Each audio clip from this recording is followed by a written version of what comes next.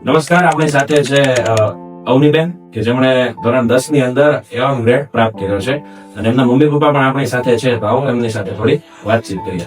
નમસ્કાર, આપણી સાથે છે ગેડિયા ખ્યાતિબેનના મમ્મી પપ્પા. ખ્યાતિબેને ધોરણ 10 ની અંદર A1 ગ્રેડ પ્રાપ્ત કર્યો છે. તો આવો એમની સાથે થોડી વાતચીત કરીએ. કેમ છો? બસ મજામાં છે. કેમ છો? મજામાં. અને કેવું લાગે છે કે દીકરી એટલું સરસ પરિણામ લાવી? ના, બહુ સરસ છે. સ્કૂલમાંથી બહુ સારો સપોર્ટ મળ્યો છે. અવનીએ સારા એવા માર્ક્સ મેળવ્યા છે. ખૂબ ખૂબ અભિનંદન સ્કૂલને. હવે દીકરી A1 ગ્રેડ પ્રાપ્ત કર્યો છે, મને લાગણીઓ કેવી છે? બસ બહુ મજા, બહુ જ ખુશ છીએ. અને રત્નસાગર સ્કૂલ નું એટલા એ લોકોનો સપોર્ટ હતો કે એ અમે તો ના જ કરી શકીએ એમ.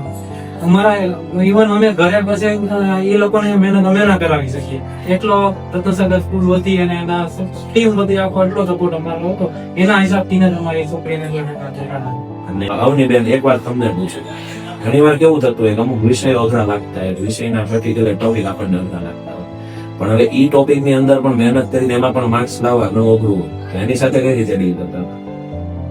જે ટોપિક અમને આવડતો ન હોય તે અમે સર ટીચરને પૂછીને એને સમજીએ, પછી એને ફરીથી ઘરે રિવીઝ કરીએ. ને ચાલો ખ્યાતિબેન, એટલું સરસ પરિણામ આવ્યું બદલ જો કોઈને આપણે આભાર વ્યક્ત કરવો હોય આપણે કોને આભાર કહી શકીએ?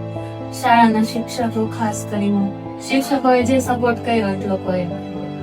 ખૂબ ખૂબ આભાર. આવી રીતે આગળ વધ્યા એવી શુભેચ્છા અને ખૂબ ખૂબ અભિનંદન.